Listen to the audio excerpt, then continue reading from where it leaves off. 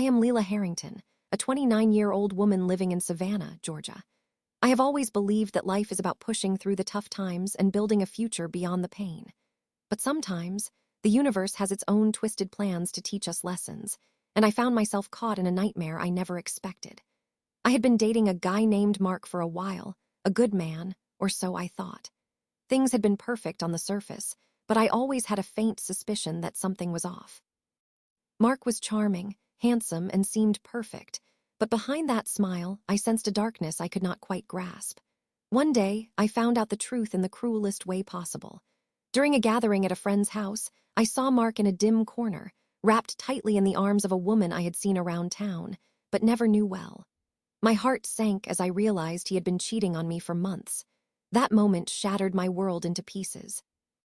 I felt an intense wave of betrayal and sadness, but what made it worse was that I had trusted him blindly, and now I was left to pick up the broken pieces of my dignity.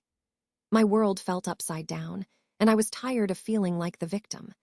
I decided I would not let this define me. Instead of crying or becoming bitter, I took a deep breath and told myself I needed a change, a way to make him see what he lost without even lifting a finger. I knew Mark was the kind of man who thrived on attention, on validation. So I started doing what he least expected. I let him flounder. I had a small social circle, but I made sure to live my life with new confidence. I started dressing differently, more boldly, attracting attention wherever I went. I posted pictures on social media, showing off my curves and new style. Gradually, I became the woman Mark once told me I could be, but he never appreciated.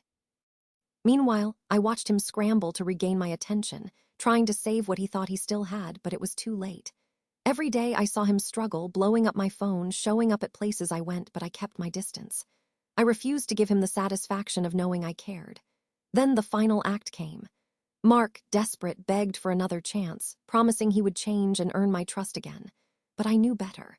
I met him in a quiet cafe where I laid everything bare. I told him that I knew the truth, that I had let him go because I deserved better, and that his actions had consequences. I looked into his eyes and said, "You lost me because you thought you could cheat your way around loyalty, but the real power is in how you carry yourself when you lose everything you took for granted." I left him standing there, stunned.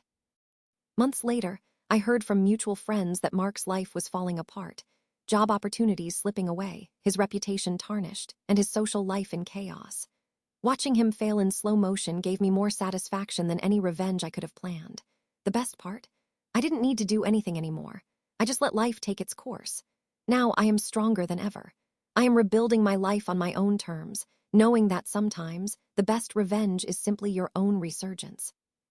Nothing feels better than having the last word without even speaking it. Mark is still trying to crawl back, but I know that I have already won by taking back my happiness.